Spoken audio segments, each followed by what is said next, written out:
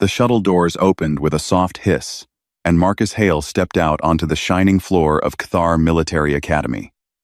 He carried one old green duffel bag over his shoulder. On his feet were a pair of brown leather boots that had seen better days. The leather was cracked in places. The soles were worn thin. The laces were knotted and re-knotted many times over the years. Marcus was the first human ever accepted into this famous school. The Coalition Military Academy on Cathar Prime trained the finest young warriors from hundreds of worlds. Some species had been sending cadets here for 1,000 years. Humans had only joined the Coalition 5 years ago. He walked down the long white hallway. Tall windows showed the twin suns of Cathar Prime burning in the purple sky. Other cadets passed him in groups. They wore gleaming uniforms and polished gear. They stopped and stared at the human with the strange old boots. A tall, thin figure stepped into his path. She had skin like pale blue crystal that caught the light. Her eyes were bright silver. This was Cadet Vexra of the Violari, one of the oldest warrior species in the galaxy. "So this is the human," she said.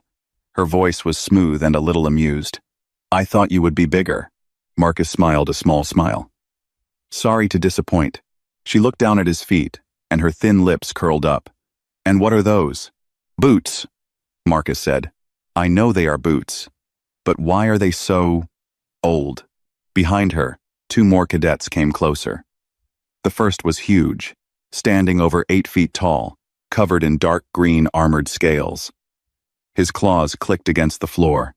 This was Korath of the Drathok.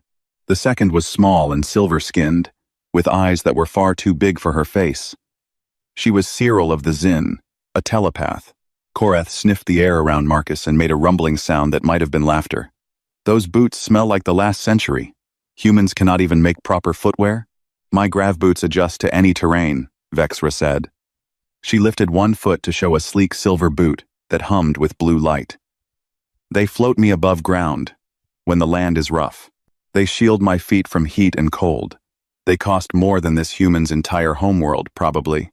Korath showed his claws. "I do not need boots at all. My feet were made for battle." Inside Marcus's head, a cool voice spoke directly to his mind. "And I do not concern myself with such primitive matters." A featherless ape bringing rags to a galactic academy. How charming. That was Cyril. Zin telepaths could speak mind to mind without permission. It was considered rude, but nobody ever corrected them. Marcus said nothing. He adjusted the strap on his duffel bag and walked past them toward the cadet barracks. Behind him, he heard soft laughter. He kept walking. His room was simple. 4 bunks, 4 lockers, 1 small window. His 3 squad mates would be Vexra, Korath, and Cyril. Of course they would be. Marcus set down his bag and sat on the bottom bunk. He pulled off his boots and placed them carefully at the foot of his bed. From his bag, he took out a small wooden box. Inside the box was a soft cloth, a tin of leather oil, and a small brush. These things had belonged to his great-grandfather. He began to clean the boots. The door opened, and his 3 squad mates came in. They saw him sitting on the floor, polishing the old boots with slow, careful movements. They stared. "You are cleaning those?" Vexra asked. "Why?" "They are already at the end of their life." "They are not," Marcus said quietly. He did not look up. Korath dropped his heavy pack onto a bunk. "Human, I will give you some advice. Tomorrow is the first training exercise. The commandant will watch us. If you go out there in those boots, the whole academy will laugh at you. Buy new ones from the supply store. Save your pride." Marcus rubbed oil into a cracked spot on the left boot. "I'll be fine." Cyril sat on her bunk and crossed her thin legs. Her voice floated into all their minds at once. "Let him wear them. When he fails tomorrow, perhaps the Coalition will stop letting humans into the academy. That would save us all some trouble." Marcus looked up at her. His eyes were calm and steady. "Please stay out of my head." She blinked. She was not used to being told no, especially by a species most Zin considered barely sentient. For a moment, something flashed across her face. Then, she turned away. Vexra watched the whole thing with interest. There was something strange about this human. He was not angry at their insults. He was not afraid. He just kept polishing those old boots like they were the most precious things in the galaxy. "Why those boots, human?" she asked, more gently this time. "Truly. Why not new ones?" Marcus held up the left boot and looked at it in the window light. "My great-grandfather wore these in the mountains. Real mountains, on Earth. He walked across glaciers in them. My grandfather took them through 3 wars. My father climbed the highest peaks in South America in them. I have walked across deserts and jungles and frozen tundra in them." He paused. "They know how to walk," Korath snorted. "Boots do not know anything. They are dead leather." "Maybe," Marcus said. He did not argue. He just went back to his polishing. That night, after the others were asleep, Marcus sat by the window and looked up at the strange stars.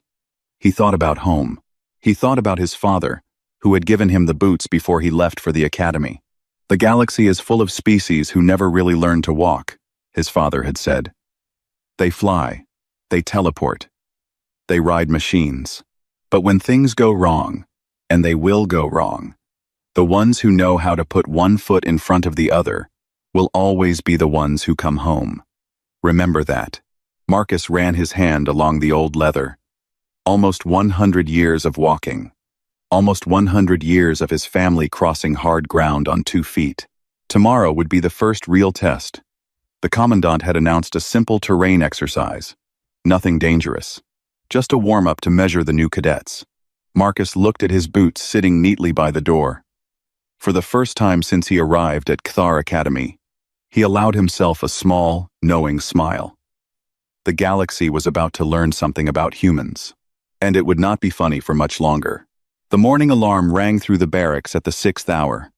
Marcus was already awake. He had been awake for 30 minutes, stretching his legs and back, checking the laces on his boots one last time. The cadets dressed in silence.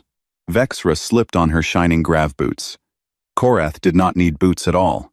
Cyril wore soft slippers that barely touched the ground. Marcus pulled on his brown leather boots and tied them in the double knot his father had taught him. They marched to the Reality Forge arena. It was a huge dome in the middle of the academy, bigger than any stadium on Earth. Inside, the arena could create any world, any terrain, any weather. It was the most advanced training machine in the coalition. Commandant Thulgar stood at the entrance. He was an old Drathok, his armored scales faded to a dusty gray. His eyes had seen many wars. He looked over the new cadets with a steady, patient gaze. "Today is simple," he said. His deep voice filled the room. "You will be placed in a calm forest environment. A beacon stands 2 kilometers away. You will walk to it. That is all. This is not a test of speed or combat. This is a test of basic movement. Do not embarrass yourselves." The cadets laughed a little. 2 kilometers? That was nothing. Vexra would glide there on her grav boots in minutes. Korath could run it in his sleep. Even lazy Cyril could walk 2 kilometers without thinking. Marcus just nodded and checked his boots. They stepped into the arena. The Reality Forge hummed, and the empty space around them melted and reformed. Suddenly, they stood in a peaceful green valley. Soft moss covered the ground. Tall trees with silver leaves rose on both sides. A gentle breeze blew across their faces. Somewhere ahead, a blue beacon shone between the trees. "Begin," came the commandant's voice from above. Vexra activated her grav boots and shot forward, floating an inch above the moss. Korath dropped to all fours and began running with long, powerful strides. Cyril closed her large eyes and walked slowly, using her mind to map the quickest path through the trees. Marcus just walked, 1 foot after another, steady pace. He did not try to keep up with the others. Then something went wrong. The air around them shimmered strangely. A deep cracking sound came from under the ground. The soft moss beneath their feet began to shake. "What is happening?" Vexra called out. A voice spoke from above, but it was broken and full of static. "Cadets, malfunction. Return to. Safety protocols are." Then the voice cut off completely. The ground split open. A huge crack opened right across the valley. The gentle forest disappeared in a flash. Around them, the world began to change violently. The moss turned to jagged black rock. The trees twisted and burned away. The sky flickered from blue to red to black. Vexra screamed as her grav boots suddenly shorted out. Blue sparks shot from them and died. She fell hard onto sharp volcanic glass. Her crystal feet, which had never touched raw ground, cracked and bled pale blue blood. Korath roared and tried to grip the rock with his claws, but the surface was too smooth and hot. His claws scraped and chipped. The volcanic heat burned the softer skin between his scales. Cyril stood frozen. Her telepathy, which always guided her, was jammed by the chaos of the reality forge. She could not sense the other cadets. She could not map the terrain. For the first time in her life, she had to use only her eyes, and her eyes were not enough. All around the arena, cadets were screaming. The reality forge had lost control. Safety protocols had failed. The simulations were no longer fake. The injuries would be real. The deaths would be real. The ground kept changing. The volcanic rock gave way to a sheet of ice so cold it burned the skin. The ice broke apart and became sucking mud up to the knee. The mud dried and became tall grass with edges like razor blades that cut through clothes and skin. Marcus stopped walking. He looked around at the disaster. He tightened his laces. He checked his pack. He took a slow, deep breath. Then he kept walking. The old leather of his boots gripped the volcanic rock where other species slipped. The thick soles blocked the cold of the ice sheet. When he reached the mud, the tall ankle cuffs kept the sludge out of his socks. The tough leather turned away the razor grass without even a scratch. Vexra was lying on her side on the rocks, holding her bleeding foot. She looked up and saw the human walking past her. He was not running. He was not panicking. He was just walking. The same steady pace he had used from the start. She watched him cross a stretch of ground that had just shifted from ice to fire to mud in the space of 20 seconds. He did not stumble. He did not slip. He read the ground with his eyes and placed each step exactly where it needed to go. "Human?" she called out. Her voice was weak with pain. "Marcus." He heard her. He turned and saw her on the ground. Without a word, he walked back toward her. Other cadets were in worse trouble. A group of 6 young Veilari cadets were trapped on a piece of rock that was slowly sinking into what looked like acid. 3 Drathok cadets lay injured under a pile of shifting stones. A Zin cadet was crying and spinning in circles, unable to find her way because her telepathy kept failing. Marcus knelt beside Vexra. He looked at her foot. The crystal was cracked but not broken. She could still walk if she was careful. "Can you stand?" he asked. "My boots are dead. The terrain is killing us. How are you still walking?" He did not answer the question. He pulled a length of soft cloth from his pack and wrapped her foot tightly. "This will help. Can you try?" She tried to stand. Pain shot up her leg, but she could move. "I can walk. Slowly." "Slow is fine," Marcus said. "Slow is how you survive this." Across the arena, Korath had fallen to one knee. His great strength meant nothing here. He could not fight terrain. He had never been taught to just walk. His species sprinted in short bursts, then rested. They did not cross long distances on foot. He saw the human moving through the chaos with his alien friend limping beside him. He did not understand it. Those boots should not have worked. That body should not have lasted. And yet the human kept moving, steady as a heartbeat. Cyril reached out with her mind one more time, desperate for guidance. She found nothing. The telepathy would not work, but she could still hear. And she heard a voice calling out across the broken ground. "Follow my footsteps. Step where I step. Do not run. Walk." It was the human. It was the one they had all laughed at only the day before. She started moving toward the voice. All across the splitting training ground, the same thing was happening. Every cadet who could still move was turning toward the steady human voice, toward the old brown boots that somehow knew how to cross any ground, toward hope. Marcus helped Vexra stand, her weight pressed against his shoulder. She was taller than him by almost a foot, but she was lighter than she looked. Veilari bones were hollow, made for grace and speed, not for hard walking. "Lean on me," he said. Small steps. Watch my feet. They began to move together. Marcus pointed to a flat patch of ground ahead. Step there. Not on the shiny rock. That one is glass. It will cut through your crystal. She did as he said. The flat ground held her weight. Pain still burned in her foot. But she did not fall. A loud cry came from their left. Korath was still on one knee, breathing hard. Smoke rose from his scales where the volcanic heat had burned him. He was trying to stand, but his legs would not obey. He had never felt this kind of tired in his whole life. Marcus led Vexra toward him. Can you walk? He asked the big reptilian. I am Drathic, Korath growled. Of course I can walk. Then get up. Korath tried. His claws scraped the rock. His legs shook. He fell back to his knee. Marcus knelt beside him. He spoke in a calm, quiet voice. You are not built for this, but you can do it. Your species runs in short bursts. Yes, quick fights, big strength. But this is different. This is walking. You need to slow down your breathing. You need to take smaller steps. You need to save your strength, not spend it all at once. Korath stared at him. You are teaching a Drathok how to walk? Yes, Marcus said simply. The big warrior was silent for a moment. Then, slowly, he nodded. Marcus reached out and offered his arm.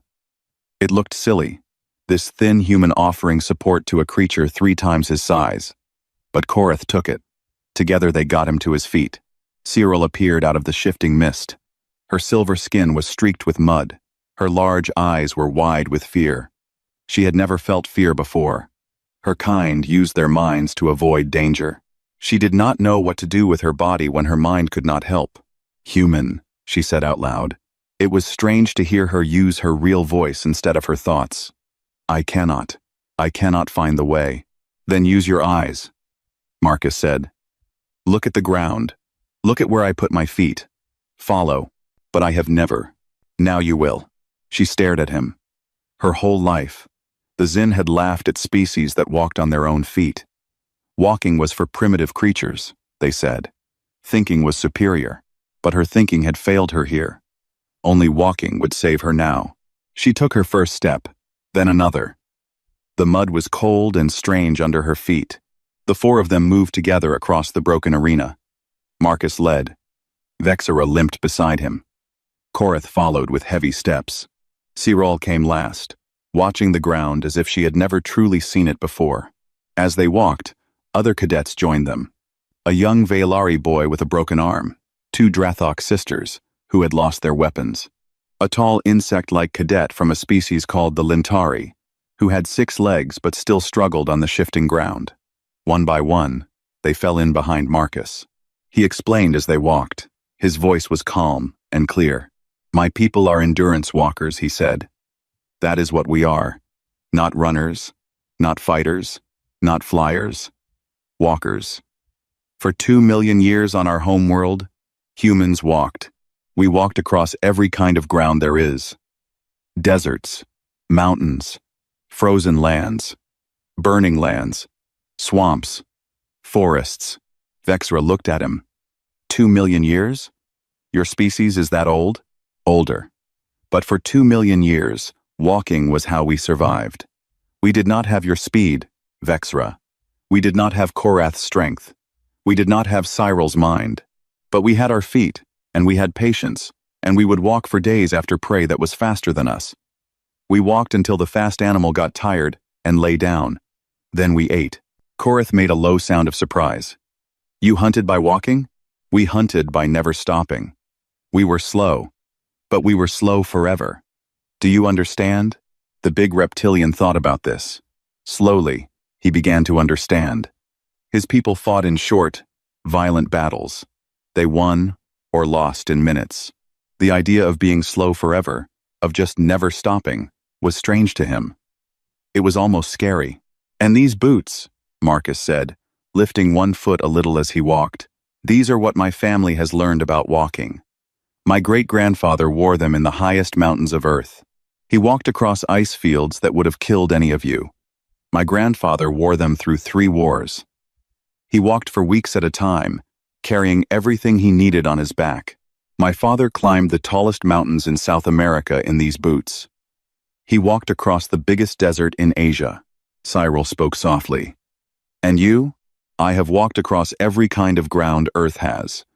Every desert, every forest, every mountain, every tundra. I trained for the Coalition Academy by walking. While other cadets studied weapons and ships, I walked. My father said the galaxy would teach me what I needed to know about fighting, but Earth had to teach me how to walk. Because walking is the one thing I can always do, no matter what goes wrong.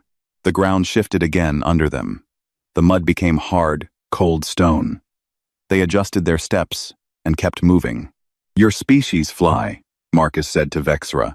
He pointed to his boots, then to her broken grav boots. When the flying stops, you do not know what to do. Your species digs and fights, he said to Korath. When the fighting is over, you do not know what to do. Your species thinks, he said to Cyril. When the thinking fails, you do not know what to do. He stopped walking for a moment and turned to face them all. But mine walked. Mine walked when there was no food. Mine walked when it was too hot. Mine walked when it was too cold. Mine walked away from death 1,000 times. And when everything else fails, we walk. He turned back and started walking again. Behind him, the cadets were silent. They had come to Cathar Academy thinking humans were primitive, thinking humans were weak, thinking humans had nothing to teach the old species of the galaxy. Now they were following a human's footsteps across terrain that was killing everything around them. And the human was not tired. The human was not scared. The human just kept walking. Vexra spoke quietly, almost to herself. We laughed at your boots. Marcus did not slow down. Lots of people have laughed at these boots. My great-grandfather used to say that people only laugh at boots until the walking starts. The beacon was still far away. The ground kept changing. More injured cadets joined the line behind Marcus. And the human kept walking. The beacon was 4 kilometers away. Across normal ground, that was nothing. Across this broken, shifting nightmare, it might as well have been 400. Marcus checked the position of the twin suns above them. They had been walking for 3 hours already. The bright suns were now just past their highest point. He adjusted his course slightly and kept moving. Behind him, the line of cadets had grown to 20. Every species he had ever heard of, and some he had not, limped along in his footsteps. They placed their feet exactly where his old boots had tested the ground. Nobody spoke much. Everyone was breathing hard. Vexra was walking better now. The pain in her foot had settled into a steady ache. She had learned to use her arms for balance. She had stopped trying to glide and started trying to walk. It was slow work, but she was learning. Korath was in trouble. His huge body was not made for this kind of slow, constant movement. He had always trained for short bursts of power. 3 hours of steady walking had drained him more than any battle. Human, he said. His voice was thick with exhaustion. I must rest. Marcus did not stop, but he slowed the whole group down. A little rest is fine. Sit for 2 minutes, no more. Drink water. Eat if you have food. Korath sat down heavily on a piece of flat stone. The rest of the group sat down around him. Most of them drank from their water containers. A few ate small ration bars. Marcus did not sit. He stood and watched the horizon. He looked at the terrain ahead. He checked his boots for damage. Vexra watched him. Why do you not rest? If I sit down now, my muscles will stiffen. I will feel worse when I stand up. Better to keep standing. She was quiet for a moment. Everything about your species is strange. We are very old, Marcus said. We had to be strange to survive. After 2 minutes, he called the group up. Korath groaned, but stood. I do not know how much farther I can go, human. You can go 1 more step, Marcus said. That is all you need to worry about. Not the beacon. Not the next hour. 1 more step. Can you take 1 more step? Korath thought about it. Yes. Good. Take it. Then ask yourself again. The reptilian warrior looked at him with something close to wonder. This was not how his species thought about hard things. They thought about victory. They thought about defeat. They did not think about 1 more step. But the human's words settled into his mind, and he took one more step. Then another. Then another. An hour later, they came to a tall cliff. The reality forge had created a sheer wall of rock, 50 feet high, across their path. There was no way around it that they could see. The group stopped. Several cadets sat down in defeat. Vexra stared at the cliff in despair. We cannot climb this. Not with my foot. Not with Korath's burns. Marcus set down his pack and opened it. The cadets watched in surprise as he pulled out a coil of thin, strong rope, a handful of metal spikes called pitons, a small hammer, and a set of thick gloves. Why did you bring this to a first-year orientation exercise? Vexra asked. Marcus was already checking the rope. My grandfather taught me something. You bring the rope even when you do not think you will need the rope. The day you leave the rope at home is the day you need it most. He walked to the base of the cliff. He studied the rock for a minute, looking at cracks and handholds. Then he started to climb. The cadets watched in silence. The human went up the wall with slow, careful movements. His old boots gripped the smallest edges of rock. His hands found holds that seemed invisible. Every few feet, he stopped to hammer a piton into the rock and attach the rope. 20 minutes later, he reached the top. He tied off the rope and dropped the other end down to the cadets below. Tie this around your waist, he called. I will pull you up one at a time. Slowly. No rushing. Vexra was the first. Marcus pulled her up carefully, stopping whenever she needed to rest on a ledge. When she reached the top, she looked at him with tears in her silver eyes. Why? She asked. Why save us? We mocked you. We hurt your feelings. Marcus tied off the rope and prepared to pull up the next cadet. You were just scared of what you did not understand, he said. That is not a crime. Everyone is scared of something. One by one, he pulled 20 cadets up the cliff. It took 2 hours. By the end, his hands were raw and bleeding through the gloves. He did not complain. At the top, he pulled out a small device from the top of his left boot. It was a signal mirror, old and scratched, but still working. He used it to flash light at the far peaks, then at the broken arena walls. What are you doing? Cyril asked. Signaling. The rescue teams cannot use most of their technology while the reality forge is broken. But light still works. If any other cadets are out there, they will see this. They will know which way to go. From his other boot, he pulled out a small hand-cranked radio. It was an antique, the kind his great-grandfather had used. It needed no power source except his own hand spinning the crank. He cranked it for a minute, then spoke into it. This is Cadet Marcus Hale. I have 20 cadets with me. We are moving toward the beacon. If any cadets can hear this, follow the signal light. Walk, do not run. Watch the ground. Stay together. We will meet at the beacon. The radio crackled. Then a weak voice answered. This is Cadet Yalisha. I have 6 cadets with me. We see your light. We are coming. Another voice. Cadet Drek here. 8 cadets, 3 injured. Following your signal. More voices answered. Marcus listened to them all and gave calm, simple instructions. Walk slowly. Watch the ground. If someone falls, stop and help them. Do not leave anyone behind. Night began to fall. The twin suns sank below the horizon, and the broken arena grew dark. The ground still shifted, but the shifting was slower now. The reality forge was finally starting to die. Marcus built a small fire from pieces of dead wood that had appeared in one of the reality forge's earlier simulations. The cadets gathered around it. Many of them had never seen real fire before. Their worlds used clean energy, not flames. They stared at the flickering light in wonder. Cyril sat close to Marcus. I used to think your species was primitive for still using fire. We use lots of things. New things, and old things. The old things still work when the new things break. She nodded slowly. Then, for the first time in her life, she spoke words out loud that she had never even thought before. I am sorry. Marcus added a stick to the fire. For what? For laughing at you. For thinking I was better. For being what I was. He looked at her across the fire. You are not what you were, Cyril. You have walked 10 kilometers today, on a foot that has never walked before. You are not the same person who laughed at me yesterday. More cadets arrived from the darkness. They had followed the signal light. They sat down at the fire and were given water and food. The group now numbered over 40.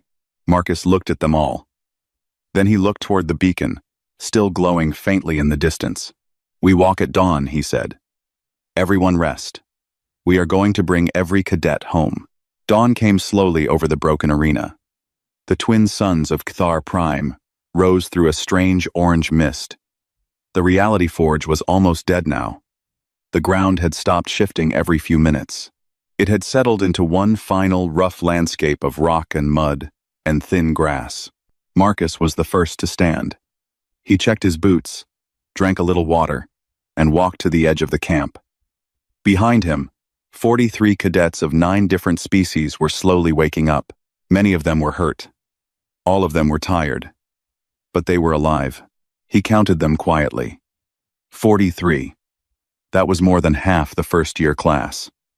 Somewhere out there, others were still missing, or dead. He would not know until they reached the beacon. Vexra came and stood beside him. How are your feet? Human. Sore. Like everyone else's. Can you walk another 2 kilometers? Marcus smiled. I can walk to the beacon. Then I can walk some more after that. She shook her head slowly. I do not understand your species. Neither do most of us, he said. He woke the others with quiet voices. No shouting, no orders. He went to each cadet personally and helped them to their feet. Some could walk on their own. Others needed support. Korath still walked with pain in every step. But he walked. The group moved out as the suns climbed higher. The distance to the beacon was only 2 kilometers now, but it felt like 20. Many of the cadets had never walked this far in their lives. Their feet were blistered. Their legs shook. But they followed the human. Step by steady step. They sang as they walked. It was Marcus's idea. He taught them an old Earth marching song, simple words repeated over and over. The cadets who could not speak sang the tune in their own strange voices. The song helped their feet stay in rhythm. It helped their minds forget the pain. A Zin cadet cried softly while she sang. It was the first time in her species' long history that a Zin had sung a marching song. Cyril, walking beside her, put a silver hand on her shoulder. They kept walking. Around noon, they saw something moving on the horizon. Rescue teams. The reality forge had finally gone quiet, and the coalition was sending hover pods through the broken arena. The pods were searching for survivors. Marcus did not change his pace. He kept walking toward the beacon. His group followed him. The rescue teams spotted them. 3 hover pods raced toward the column of walking cadets. When they got close, the doors opened, and medics jumped out. They stared in shock at what they saw. They had expected to find scattered groups of dead and dying cadets. They had expected disaster. Instead, they found a long line of 43 cadets walking together in good order, injured but alive, tired but upright, following one young human with old brown boots at the front. The lead medic, a tall green-skinned Vryn, stepped in front of Marcus. Cadet, you can stop walking now. We have you. The beacon is right there. Marcus looked toward the beacon. It was maybe 300 meters away, glowing blue in the morning light. We will finish the walk, he said. The medic stared at him. Then he looked at the cadets behind him. Every single one of them nodded. They would finish the walk too. The medic stepped aside. The column walked the last 300 meters in silence. When Marcus reached the beacon, he put one hand on it. Then he stepped aside so the next cadet could touch it. Then the next. Each of them put their hand on the beacon, one at a time. It felt important, though nobody could say why. Commandant Thulger arrived in the last hoverpod. The old Drathic warrior stepped down onto the ground and walked slowly toward the group. His eyes moved from cadet to cadet, counting, checking, remembering. Then they settled on Marcus. The commandant was 3 feet taller than Marcus. He was 70 years older. He had fought in more wars than any living cadet could name. He was the most decorated officer in the academy. He took off his ceremonial helm. Then he bowed to the human. Nobody in the history of Cathar Academy had ever seen Commandant Thulgar bow to a cadet. The other officers froze in shock. The cadets did not move. Marcus stood very still. When the commandant straightened up, he spoke in a voice that carried across the whole group. "Cadet Hale, you have walked your first day at this academy. I do not think we will forget it." He turned and faced the others. "And you, every cadet here, you walked with him. That means you learned something. Remember it. The galaxy has been waiting a long time to learn from humans. Perhaps we should have started listening sooner." The investigation into the Reality Forge disaster took weeks. It turned out that a group of radical cadets from a rival academy had hacked the system, hoping to cause the coalition to shut down Cathar as a failed school. They were caught and expelled. The system was rebuilt. Stronger this time. But the real change was not in the machines. The real change was in the cadets. Vexra transferred to a new program called Human Studies. She learned to walk without her grav boots, just to see what it felt like. She started carrying a walking stick carved from earthwood. She never mocked a human again. Korath began something his species had never done before. Every morning, before training, he walked. Just walked. No fighting.